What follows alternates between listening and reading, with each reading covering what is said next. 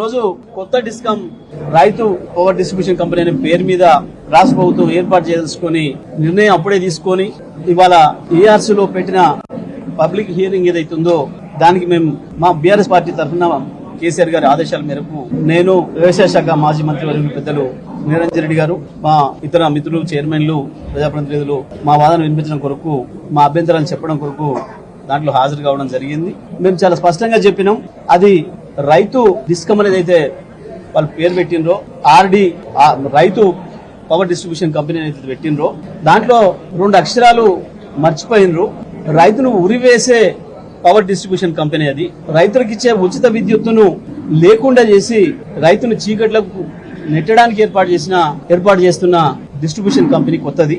ఇది రైతాంగం అందరూ కూడా దీని విషయంలో అప్రమత్తం కావాల్సిన అవసరం ఉంది. వాస్తవానికి గత 5 సంవత్సరాలు కేసీఆర్ గారి నాయకత్వంలో నిరాఘాటంగా 24 గంటలు రైతులకు కూడా నాణ్యమైన విద్యుత్తును సరఫరా చేసినాం, మిగతా అన్ని రంగాల వినియోగదారులతో పాటు. జూన్ 14 రాష్ట్ర ప్రభుత్వం కేసీఆర్ చేతిలోకి వస్తే తెలంగాణలో కేవలం నవంబర్ నాటికే గృహ వినియోగదారులకు కావచ్చు, వాణిజ్య వినియోగదారులకు కావచ్చు, పారిశ్రామిక వినియోగదారులకు కావచ్చు 24 గంటల విద్యుత్తును ఇచ్చే కార్యక్రమాన్ని ప్రారంభం చేసిండ్రు. ఆ తర్వాత రైతులకు వరుసగా 7 గంటలు, తర్వాత 9 గంటలు, తర్వాత 24 గంటల విద్యుత్తును ఇవ్వడం అనేది కూడా 2017లోనే ప్రారంభం చేసినాం. దాన్ని వరుసగా 23 వరకు 5 సంవత్సరాలు కూడా పూర్తి క్వాలిటీ పవర్ ఇచ్చినాం. ఎక్కడ ఒక ట్రాన్స్ఫార్మర్ పగిలిపోకుండా, ఒక రైతు మోటార్ కాలిపోకుండా బ్రహ్మాండంగా మేము విద్యుత్ సేవలు అందించినాం.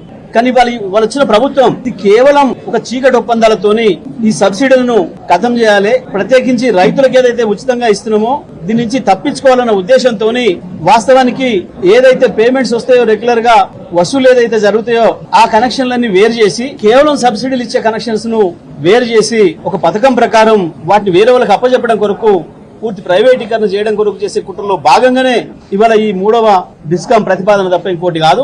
ఒక్క మాటలు చెప్పాలంటే రైతులకి, తెలంగాణ రైతాంగానికి, సాధారణ ప్రజలందరూ కూడా అర్థమయ్యే భాషలో చెప్తా ఉన్నా, 2 ఆవులను వేరు చేసి ఒక కోడను సాదుకున్న పద్ధతుల్లో ఆ ఆవులను ఎవరికో అమ్ముకొని ఈ ఉత్త కోడను బర్లను తీసేసి దున్నపోతును పెట్టుకున్న పద్ధతుల్లో ఈ ప్రయత్నం. ఆ తర్వాత ఈ దున్నపోతు కూడా పనిచేయదురా, ఇది ఎందుకు అనవసరంగా, ఇది ఒకటే ఉంది, దీన్ని కూడా కోతకిద్దామని చెప్పి చేసే ఆలోచన తప్ప ఇది ఇంకొకటి కాదు. రైతాంగం అందరూ కూడా దయచేసి అర్థం చేసుకోవాలి. దీని మీద పెద్ద ఎత్తున యుద్ధానికి సిద్ధం కావాలి తప్ప రైతాంగం మీరు ఊరుకొని కూర్చుంటే మాత్రం మార్గం లేదు.